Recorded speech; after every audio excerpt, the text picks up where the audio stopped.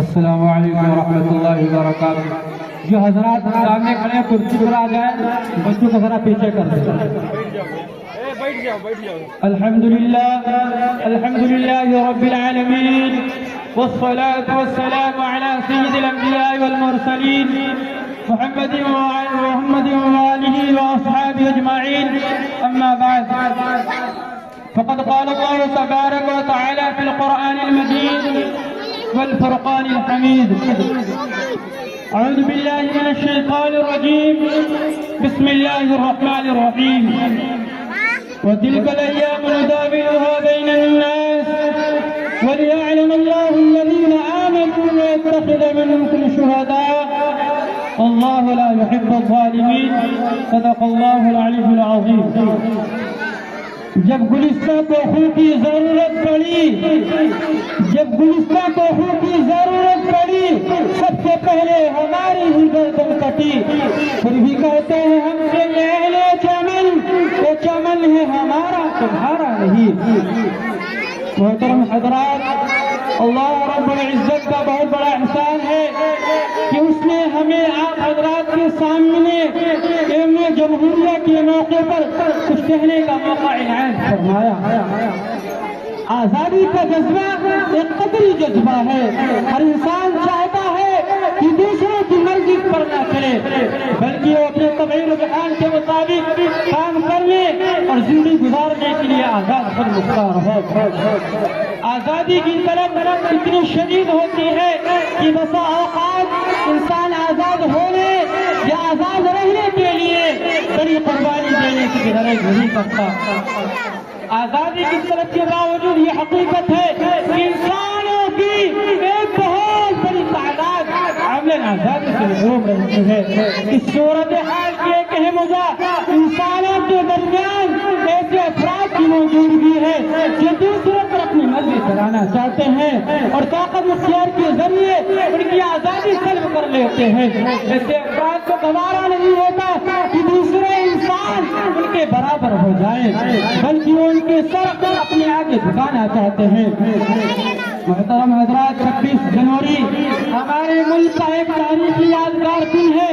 یہ اس لیے منایا جاتا ہے تاکہ اسی تاریخ کو ہمارے ملک کا قانون نافذ ہوا اور ہمارا ملک ایک جمہوری ملک قرار پایا جس میں مذاہب کے ماننے والوں, قبیلے اور مختلف خاندان سے تعلق رکھنے والوں کو مذہبی آزادی کے ساتھ ساتھ اس ملک میں رہنے اور جینے کا حق ملا. آزادی کے 15 دن بعد 29 اگست 1947 کو طے کیا گیا کہ آزاد ہندوستان کا اپنا آئین بنایا جائے کہ اس ملک کے تمام باشندوں کے حقوق کا تحفظ بھی ہو اور ان کی خوشحال پرامن زندگی کی ضمانت بھی. آئین کی وجہ سے ہر ہندوستانی شہری قانون کی نگاہ میں برابر ہے. ہر شہری کو آزادی رائے, آزادی خیال اور آزادی مذہب کا اختیار حاصل ہے. اقلیتوں کو بھی دستور ہے ان کا حق دیا جائے کہ اپنے علیحدہ تعلیمی ادارہ قائم کریں اور اپنے مذہب کی بلا روک تبلیغ و اشاعت کریں. ہمارے آئین میں انسانی حقوق کے تحفظ کی مختلف صفحات کے باوجود بڑے پیمانے پر انسان کی بنیادی حقوق کی پامالی ہو رہی ہے. کہیں بولنے پر پابندی تو کہیں کھانے پر, کبھی یکساں سول کوڈ کی نفاذ کا حکم کھڑا کیا جا رہا ہے تو کبھی مسلمانوں کی ان کی مذہبی آزادی سلب کرنے کی ناپاک کوشش کی جا رہی ہے. غرض اتنے عزیز میں اقلیتوں کی جان و مال, عزت و آبرو کا تحفظ ایک بہت بڑا مسئلہ بن چکا ہے. آئیے ہندوستان کے گوشے گوشے اور چپے چپے میں مختلف تنظیموں, مختلف اداروں, اسکولوں اور کالجوں میں غیر معمولی دھوم دھام سے جمہوریہ کا جشن منایا جاتا ہے. ہندوستانی بھائیوں, یہ وہی ہندوستان ہے اس ہندوستان کی آزادی کے لیے جس 1857 میں 51,000 علماء شہید ہوئے.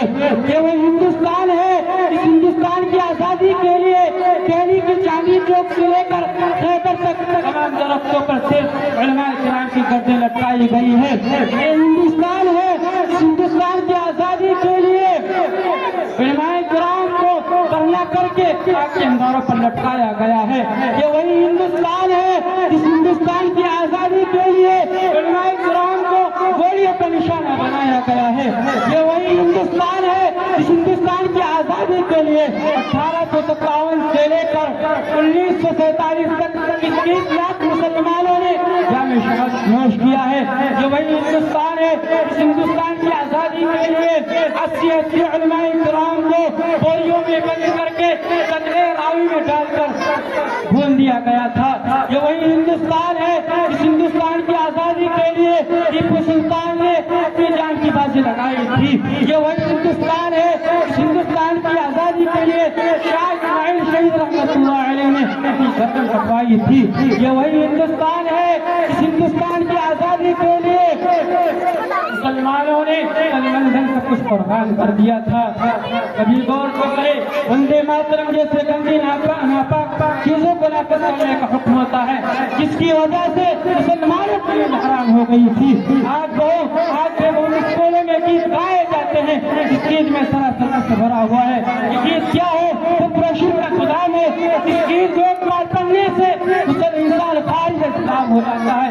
اس گیت کو ایک بار پڑھنے سے مسلمان نہیں رہتا. آج یہ گیت ہندوستان کے مدارس میں پڑھنے کے لیے مجبور کیا جا رہا ہے. آج ہندوستان کے مدارس کو ختم کرنے کی کوشش کی جا رہی ہے. آج ہندوستان کے مدارس کو دہشت گردی کا الزام لگایا جا رہا ہے. دہشت گردی کا الزام لگایا جا رہا ہے اور کہا جاتا ہے کہ ان کے پیشوا اور لیڈر بھی بننا ہے. اس سے پہلے ان کو ختم کیا جائے اور اس کی آسان صورت یہ نکالی گئی کہ مسلمانوں کو سبھی مدارس مقابل اور مساجد کو ختم کر دیا جائے گا. نہ رہے کے بعد نہ بدی کی باسری, لیکن شاید ان کو معلوم نہیں کہ مسلمانوں کی جب تک سانس چلتی رہے گی اس وقت تک دین اسلام مکاتب اور مساجد پر کسی طرح کی اشعار نہ دیں گے.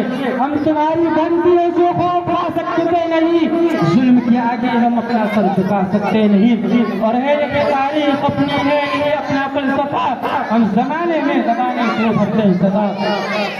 عزیزان گرامی, اگر وطن ہماری جان مانگے تو جان دے دیں گے, اگر وطن ہمارا مال مانگے تو مال دے دیں گے, اگر وطن ہماری اولاد مانگے تو اولاد دے دیں گے, اگر وطن ہمارا تن من مانگے تو سب کچھ دے دیں گے. جو جان مانگو تو جان دے دیں گے, جو مال مانگو تو مال دے دیں گے. مگر ان سے کبھی نہ ہوگا نبی کا جاؤ جلال دیں گے. لیکن یہ نہیں ہو سکتا کہ مسلمان نبی صلی اللہ علیہ وسلم کا جاؤ جلال دے. یہ نہیں ہو سکتا کہ مسلمان آخرت کو چھوڑ کر دنیا کو ترجیح دے. آپ حضرات کو تاریخ یاد ہوگی کہ جب انگریزوں کی ظلم و زیادتی حد سے آگے بڑھی تو مسلمانوں نے اسلامی قلعے کو وسطار کر کے اس پر تشخیصی عقیدے کی بنیاد رکھنا چاہا تھا. تو سب سے پہلے حضرت شاہ عبدالعزیز صاحب علی رحمہ میدان جہاد میں جب پڑے اور فرمایا اپنے جہاد کلمت حق حق عند سلطان الجاہلین کی جذبے قرار سے سرشار ہو کر ہندوستان کے دارالحرب ہونے کا فتویٰ دیا اور انگریزوں کے خلاف محض جنگ قائم کیا. اس بات کا تہیہ کر لیا تھا کہ انگریزوں کے غلامی کی زنجیر کے ٹکڑے ٹکڑے کر کے ہم لیں گے, جس کے نتیجے میں مسلمانوں کے مصائب مشکلات کے مراحل اور دشوار گزار گھاٹیوں وادی سے گزرنا پڑا. تاریخ کا ایک خطرناک بات ہے. کسی شاعر نے کہا ہے ہم چل نہیں سکتے تھے اگر جنگ میں اڑ جاتے تھے, چل نہیں سکتے تھے اگر جنگ میں اڑ جاتے تھے, پاؤں شیروں کے بھی میدان سے بڑھ جاتے تھے, مجھ سے شرکت خراب پڑی تو بگڑ جاتے تھے, دیکھ کے عزیز ہے تو پلٹ جاتے تھے. محترم حضرات آئیے ہم سب مل کر عہد کریں کہ اپنے قانون دستور کی حفاظت کریں گے اور اپنے کی حفاظت کریں گے. اللہ رب العزت سے دعا ہے تو ہم سب کو اس ملک کی بھائی عطا فرمائے. وما علیہ